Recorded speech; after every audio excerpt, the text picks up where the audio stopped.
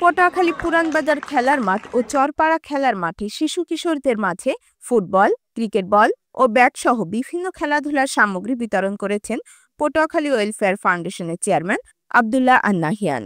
এ সময় তিনি বলেন, খেলাধুলা তরুণদের শারীরিক ও মানসিক বিকাশে সহায়তা করে এবং মাদকের ভয়াল থাবা থেকে যুব সমাজকে দূরে রাখতে গুরুত্বপূর্ণ ভূমিকা রাখে। তিনি আরও বলেন, আগামীর বাংলাদেশ হবে তারুণ্যদীপ্ত বাংলাদেশ। আজকের যুব সমাজই হবে আগামী বাংলাদেশের কাণ্ডারি।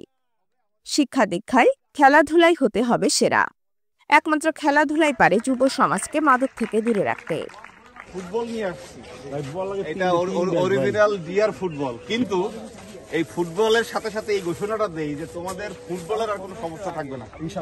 শুধু ফুটবল না, এরপরে যখন তোমরা ক্রিকেট খেলবা, ফুটবল এবং ক্রিকেট, তোমরা বল, ব্যাট এবং এই যে cricket ball, football, cricket ball এবং ব্যাট এবং এর সাথে হলো টেপ, এই চারটা উপকরণের সংকট তোমাদের আর কখনো থাকবে না। যখনই হবে আমাদের, আমি যদি আসতেও না পারি, আমাদের অফিসে গিয়ে বলবো। তার এই জনবান্ধব কর্মসূচিকে স্বাগত জানিয়েছেন স্থানীয়রা।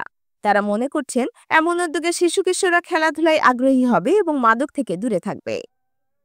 ডেস্ক রিপোর্ট, আমাদের পটুয়াখালী।